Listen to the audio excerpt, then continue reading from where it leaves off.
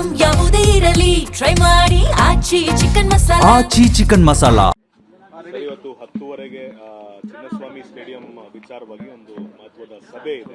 ಏನ್ ತೀರ್ಮಾನ ಆಗೋದು, ಏನ್ ಔಟ್ಪುಟ್ ಎಕ್ಸ್ಪೆಕ್ಟ್ ಮಾಡೋದು? ಅಲ್ಲ ಗೊತ್ತಿಲ್ಲ. ಅವ್ರು ಏನು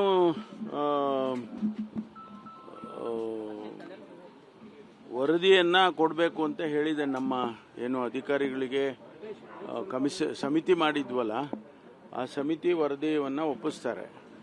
ಮತ್ತು KCNವರು RCBನವರು ಅವರ ಅಭಿಪ್ರಾಯಗಳು, ಅವರು ಅಹವಾಲು ಏನಿದೆ ಅಂತ ಅವರು ತಿಳಿಸ್ತಾರೆ. ಚರ್ಚೆ ಮಾಡ್ತೀವಿ.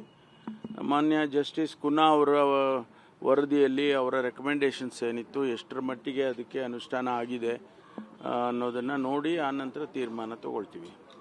ಸರ್ಟನ್ ಕಂಡೀಷನ್ಸ್ ಹಾಕಿದ್ರಿ, ಆದರೆ ನಿಮ್ಮ ಅಭಿಪ್ರಾಯನೂ ಕೂಡ ಇದೆ, ಚಿನ್ನಸ್ವಾಮಿ ಸ್ಟೇಡಿಯಂಲ್ಲಿ ಇಂಟರ್ನ್ಯಾಷನಲ್ ಮ್ಯಾಚ್ಗಳನ್ನು ವಾಪಸ್ ತರಬೇಕು ಅನ್ನೋದು. ಇದು ಜನರ ಅಭಿಪ್ರಾಯ ಕೂಡ. ಹಾಗಾಗಿ ಸಡಿಲಿಕೆ ಏನಾದರೂ ಮಾಡಿ ಅದನ್ನು ಪರಿಗಣಿಸಬಹುದಾ? ಇಲ್ಲ, ಚರ್ಚೆ ಮಾಡ್ತೀವಿ ಇವತ್ತು. ಆನಂತರ ನಾನು ಸಂಜೆ ಕ್ಯಾಬಿನೆಟ್ ಇದೆ, ಕ್ಯಾಬಿನೆಟಿಗೆ ಬ್ರೀಫ್ ಮಾಡ್ತೀನಿ. ಯಾಕೆಂದರೆ ಕ್ಯಾಬಿನೆಟ್ಟು ನನಗೆ ಅಥರೈಸ್ ಮಾಡಿದರು. ನಾನು ಮತ್ತೆ ಅಭಿಪ್ರಾಯಗಳನ್ನೆಲ್ಲ ಸಂಗ್ರಹಣೆ ಮಾಡಿ ಕ್ಯಾಬಿನೆಟ್ಟಿಗೆ ಬ್ರೀಫ್ ಮಾಡಬೇಕಲ್ವಾ.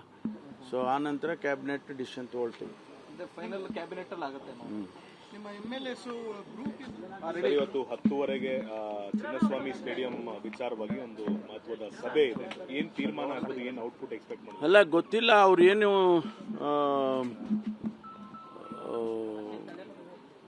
ವರದಿಯನ್ನು ಕೊಡಬೇಕು ಅಂತ ಹೇಳಿದೆ. ನಮ್ಮ ಏನು ಅಧಿಕಾರಿಗಳಿಗೆ ಸಮಿತಿ ಮಾಡಿದ್ವಲ್ಲ, ಆ ಸಮಿತಿ ವರದಿಯನ್ನು ಒಪ್ಪಿಸ್ತಾರೆ. ಮತ್ತು KCNವರು RCBನವರು ಅವರ ಅಭಿಪ್ರಾಯಗಳು, ಅವರು ಅಹವಾಲು ಏನಿದೆ ಅಂತ ಅವರು ತಿಳಿಸ್ತಾರೆ. ಚರ್ಚೆ ಮಾಡ್ತೀವಿ. ಮಾನ್ಯ ಜಸ್ಟಿಸ್ ಕುನ್ನಾ ಅವರ ವರದಿಯಲ್ಲಿ ಅವರ ರೆಕಮೆಂಡೇಶನ್ಸ್ ಏನಿತ್ತು, ಎಷ್ಟರ ಮಟ್ಟಿಗೆ ಅದಕ್ಕೆ ಅನುಷ್ಠಾನ ಆಗಿದೆ ಅನ್ನೋದನ್ನು ನೋಡಿ ಆನಂತರ ತೀರ್ಮಾನ ತಗೊಳ್ತೀವಿ.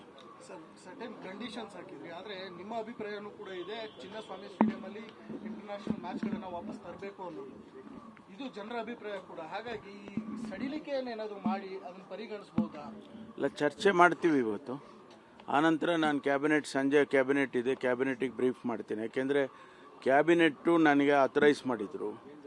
ನಾನು ಮತ್ತೆ ಅಭಿಪ್ರಾಯಗಳನ್ನೆಲ್ಲ ಸಂಗ್ರಹಣೆ ಮಾಡಿ ಕ್ಯಾಬಿನೆಟ್ಟಿಗೆ ಬ್ರೀಫ್ ಮಾಡಬೇಕಲ್ವಾ. ಸೊ ಆನಂತರ ಕ್ಯಾಬಿನೆಟ್ ಡಿಸಿಷನ್ ತೊಗೊಳ್ತೀವಿ. ಫೈನಲ್ ಕ್ಯಾಬಿನೆಟ್ ಅಲ್ಲಿ ಆಗುತ್ತೆ. ನಿಮ್ಮ MLAs